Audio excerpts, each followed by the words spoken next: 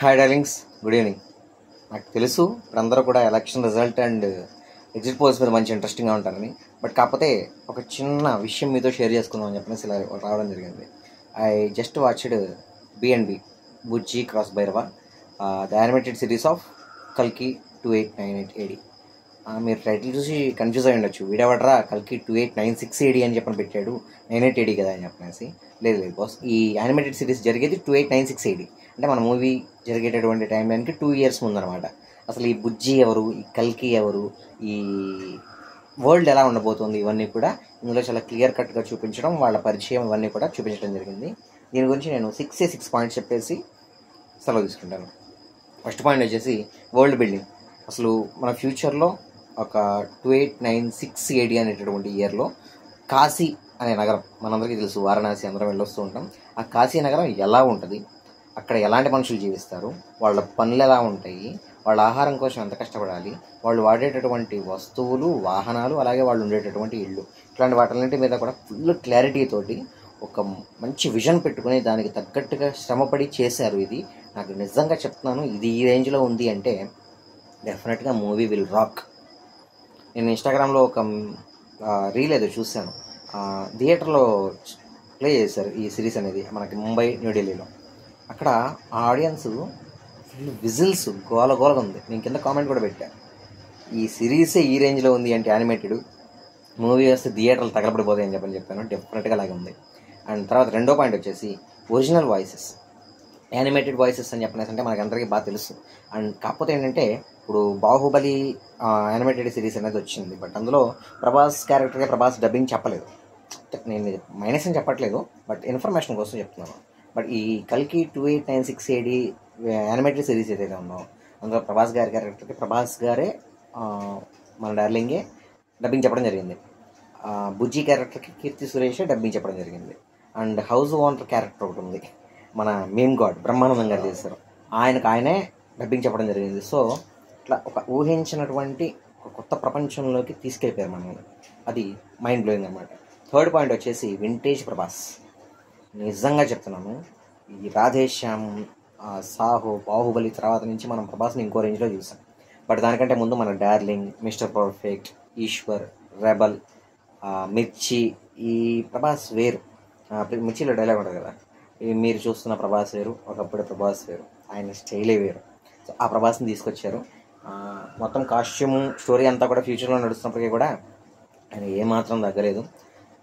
అదే ఈజ్ తోటి అదే కామెడీగా అసలు బ్రహ్మానందం గారికి మన డార్లింగ్కి మధ్యలో వచ్చే కన్వర్జేషన్స్ అయితే నెవర్ డిసప్పాయింటర్స్, చాలా బాగుంటాయి. అండ్ అలాగే మన కీర్తి సురేష్ గారికి అండ్ మన డార్లింగ్కి వచ్చేటటువంటివి మొత్తం కూడా చాలా బాగుంటాయి. సో ఇందులో మన డార్లింగ్ క్యారెక్టర్ గురించి మనకు ఐడియా ఉంది, బౌంటీ హంటర్ అని చెప్పనేసి అంటారు. సో అసలు బౌంటీ హంటర్ అంటే ఏంటంటే, మీరు ఏక్ నిరంజన్ సినిమా చూసే ఉంటారు మన డార్లింగ్. ఆ ఏక్ నిరంజన్ సినిమాలో సోను సూద్ ఒక కన్వర్జేషన్లో చెప్తాడనమాట. తెలుగులో ఏమంటారో నాకు తెలియదు కానీ ఇంగ్లీష్లో అయితే బౌంటీ హంటర్ అంటారని చెప్పేసి.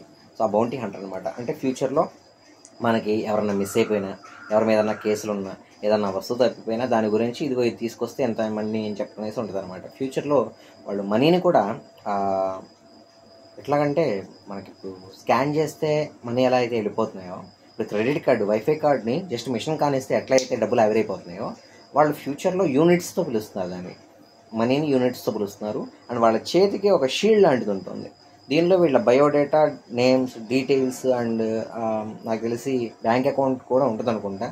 వాళ్ళు ఏంటంటే బౌంటీ తీసుకునే ముందు ఓకే చెప్పేయడం, అట్లా మనీ తీసేసుకోవడం, ఇట్లా జస్ట్ చేయాలిస్తే మనీ వెళ్ళిపోతుంది. నిజంగా చాలా చాలా మంచి థాట్స్ ఉన్నాయి ఇందులో, అస్సలు మిస్ అవ్వద్దు, చూడండి. దాని తర్వాత వచ్చేసి ఫోర్త్ పాయింట్, ప్రీక్వెల్ ఆఫ్ కల్కి 2898 ఏడి. చెప్పా కదా మీకు ఇందాకటే, 2896 ఏడీలో స్టార్ట్ అయింది ఈ సిరీసు. కాశీ అనే ఊర్లో అక్కడ ఉండే జనాలు, మన బౌంటీ హంటర్ అనేటువంటి భైరవ, అతనికి దొరికేటటువంటి ఈ బుజ్జి అనే కారు, వాళ్ళు ఎలా బిల్డ్ చేశారు, అండ్ భైరవాస్ హౌస్ ఓనర్ అనేటువంటి మన మేమ్ గాడ్ బ్రహ్మానందం గారు. సో వీళ్ళ మధ్య నడుస్తూ వచ్చింది 2 episodes కూడా. చాలా అంటే చాలా బాగుంది. నేను ఎంత వివరించి చెప్పినా కూడా వేస్ట్, అది మీరు మీ కళతో చూడాల్సిందే. సో అదొకసారి చూసేయండి. అండ్ ఫిఫ్త్ పాయింట్ వచ్చేసి బాండింగ్ బిట్వీన్ భైరవ, బుజ్జి, హౌస్ ఓనర్. వీళ్ళ ముగ్గురి క్యారెక్టర్స్, వాళ్ళు వేసేటటువంటి మాటలు అసలు అన్నీ కూడా మనకు గుర్తుండిపోతాయి. చెప్తున్నాను కదా, వింటేజ్ ప్రభాస్ని నింపేశారు. ఆ పంచెస్, ఆ సింగిల్ లైనర్స్ భలే ఉంటాయి. ఇంపాసిబుల్ అని చెప్పనేసి అంటే అలాంటి పదాలు తెలుగులోనే లేవంటాడు ఆయన. సో అట్లా అని చెప్పనేసి last but not least 6th point, director Nag Ashwin. ఏంటి బ్రో అసలు ఏం ప్లాన్ చేసావు, నాకేం అర్థం కావట్లేదు. అసలు ఇంత బడ్జెట్ తోటి ఇంత టైంలో ఒక మూవీని ఫ్యూచరిస్టిక్ వెహికల్స్ తోటి ఫ్యూచరిస్టిక్ లుక్స్ తోటి రెడీ చేసి వదలడమే కష్టం అనుకుంటుంటే సినిమా కంటే ముందు యానిమేటెడ్ సిరీస్ వదిలేసాం. నిజంగా hats off to you and your vision, your team, your support. అసలు ఓ మాట చెప్పలేను భయ్య. నిజంగా అంత బాగా కష్టపడితేనే ఈ రేంజ్ ఆఫ్ అవుట్పుట్ అనేది వస్తుంది.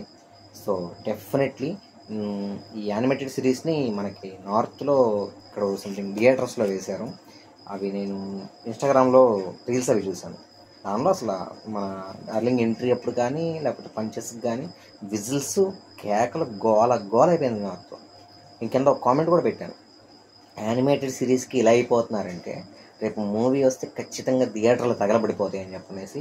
డెఫినెట్గా అదే జరుగుతుంది, డ్యామ్ ష్యూర్. అండ్ ఇంకేమైనా పాయింట్స్ మిస్ అయ్యి ఉంటే ఐఎమ్ సారీ. మూవీ అయితే చూసేసి నేనేమైనా మిస్ అయ్యి ఉంటే అవి నాకు కింద కామెంట్లో చెప్పండి. Thank you, good bye.